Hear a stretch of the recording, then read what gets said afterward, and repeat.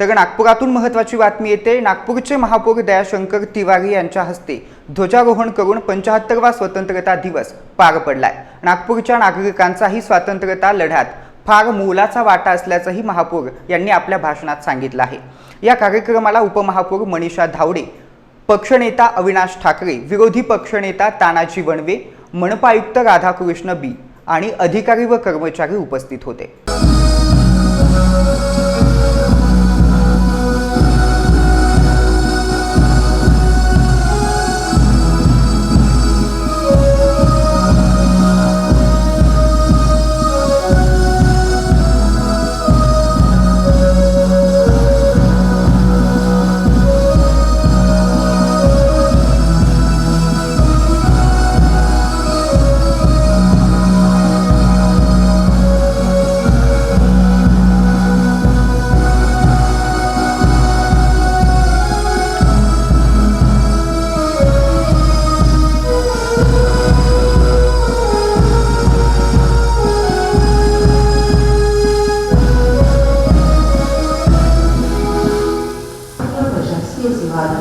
मानवताना स्वीकारतो अशी त्यांना विनंती करते। सहकार्याने शक्तीचा गुणाकार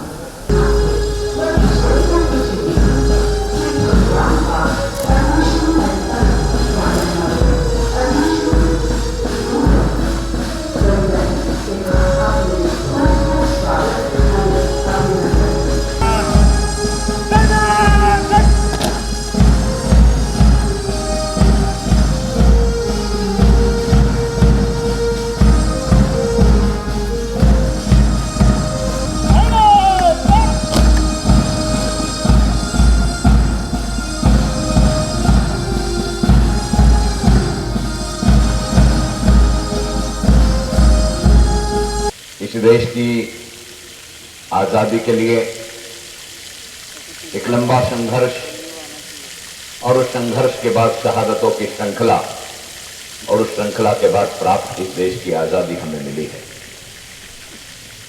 यह बात अलग है कि हर 15 अगस्त और 26 जनवरी को जब हम हमारा रेडियो प्रारंभ करते हैं या दूरदर्शन पर किसी शासकीय कार्यक्रम का प्रसारण होता है तो सबसे पहला गीत एक ही बजता है और वह गीत होता है दे दी हमें आजाद बिना खड्ग बिना ढाल, साबरमती के संत तूने कर दिया कमाल।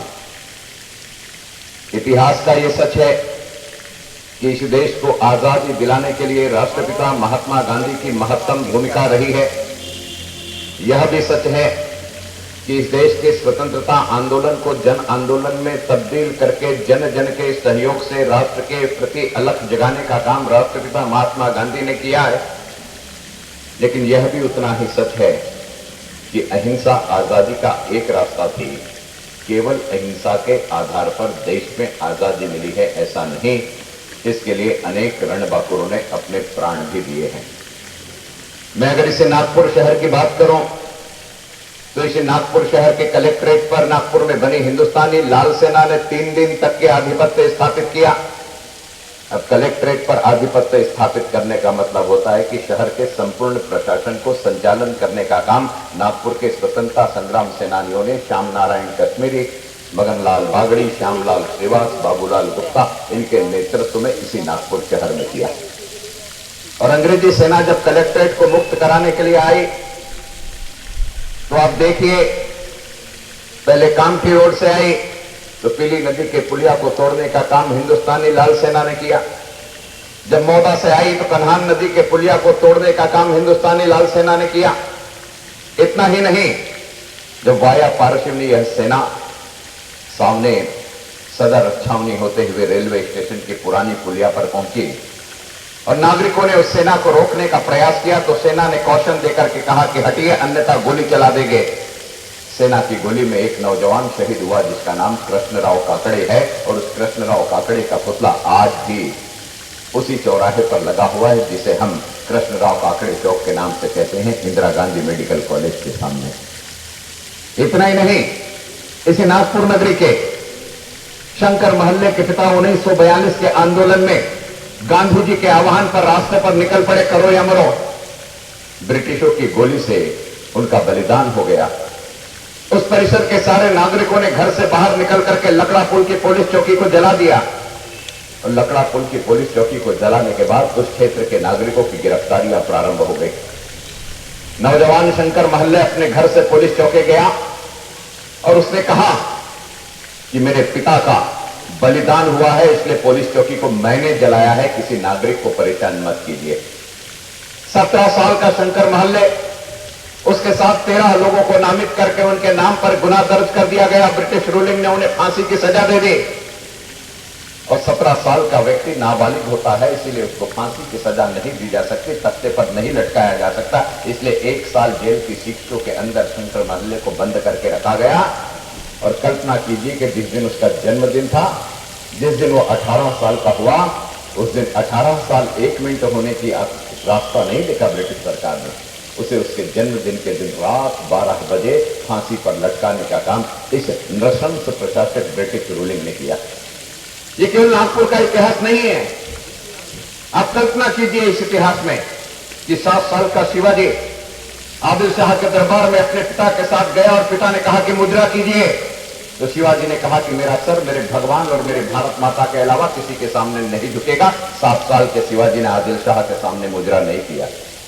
13 साल का शिवाजी अपने रक्त से अपने 4 दोस्तों के साथ में मिलकर के शिवलिंग का अभिषेक करता है और संकल्प लेता है हिंदवी साम्राज्य की स्थापना की। 16 साल का शिवाजी तोरणगढ़ को जीत करके शिवराया बन जाता है। 15 साल की उम्र के अपने बेटे को पन्नादाई महाराणा प्रताप के पिता की रक्षा के लिए बलिदान दे देती है। 17 साल का मदनलाल धिंगरा फांसी के तख्ते पर लटक जाता है। 18 साल का खुदीराम बोस फांसी के तख्ते पर लटक जाता है। 21 साल 6 महीने 3 दिन की उम्र में झांसी की रानी, मैं मेरी झांसी अंग्रेजों को नहीं दूंगी, यह कहते कहते फांसी के तख्ते पर नहीं लटकती, लेकिन अग्नि प्रज्वलित होकर के जल जाती है कि न जीते जी अंग्रेजों के हाथ लगी, न मरने के बाद अंग्रेजों के हाथ लगोगी।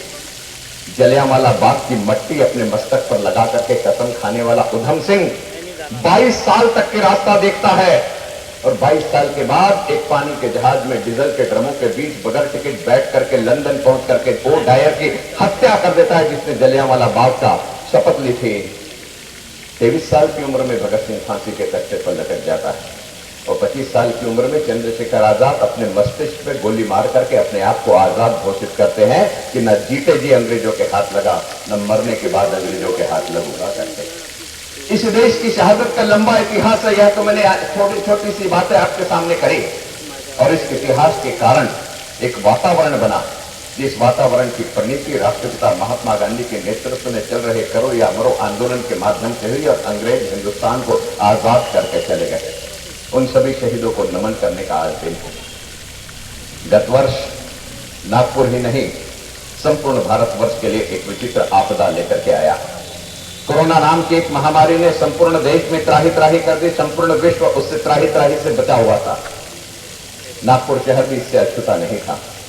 मैं अभिनंदन करना चाहता हूं नागपुर महानगर पालिका के सभी अधिकारियों और कर्मचारियों का। प्रत्येक विभाग ने कर्मठता के साथ में अपने कर्तव्य का निर्वहन करते हुए नागपुर शहर की जनता की जान बचाने के लिए अपना सर्वस्व देने का संपूर्ण रूप से प्रयास किया। मैं किन किन की बात करूं? नागपुर महानगर पालिका के परिवहन विभाग ने टेस्टिंग के लिए महानगर पालिका की बसों को आरटीपीसीआर टेस्टिंग के लिए मोबाइल टेस्टिंग लैब में तब्दील करने का काम प्रारंभ किया। इतना ही नहीं, जब आवश्यकता पड़ी तो हमारी बसों को एम्बुलेंस में तब्दील करने का काम परिवहन विभाग ने किया। इतना ही नहीं, जब मृत्यु की संख्या बढ़ गई तो शववाहिका के रूप में भी बसों का हमने उपयोग किया और इसमें सारी की सारी सेवा परिवहन विभाग के कर्मचारियों ने नितांत अग्रखंड में रख करके की। इतना ही नहीं, मलेरिया और फाइलेरिया विभाग ने इस शहर का सैनिटाइजेशन करने में संपूर्ण कर्मचारियों ने अपना सर्वस्व समर्पित करने का काम किया। केवल इतना ही नहीं, जिस समय कोरोना से किसी व्यक्ति की मृत्यु हो जाती थी तो उस मृत्यु को उसके परिजन को भी हाथ लगाने में डर लगता था। उस समय मेरे महानगर पालिका के चतुर्थ श्रेणी के कर्मचारियों ने उस मृतक की मृत शरीर को अंतिम क्रिया परिवार के सदस्य के रूप में करने का काम किया। किसी को भी लावारिस स्थिति में न छोड़ते हुए एक परिजन की हैसियत से उनकी अंत्य क्रिया करने का काम मेरे नागपुर महानगर पालिका के कर्मचारियों ने किया। मेरे नागपुर महानगर पालिका के डॉक्टर्स, पैरामेडिकल स्टाफ, इनने भी किसी प्रकार की कोई कसर नहीं छोड़ी। जिस प्रकार से प्राइवेट हॉस्पिटल में ट्रीटमेंट मिलता है, तत्सम सुविधा उपलब्ध कराने का काम नागपुर महानगर पालिका के माध्यम से किया गया। महानगर पालिका का काम प्राथमिक चिकित्सा देना होता है। टर्शरी ट्रीटमेंट ये म्युनिसिपल कॉर्पोरेशन का काम नहीं होता। संपूर्ण देश में केवल 2 महानगर पालिका है जहां बृहद हॉस्पिटल है, एक मुंबई और दूसरा पुणे। लेकिन नागपुर महानगर पालिका ने केवल प्राथमिक चिकित्सा की जवाबदारी होने के बावजूद उस पेंडेमिक के कारण नागपुर शहर में बहुत अच्छी सुविधाएं उपलब्ध करी।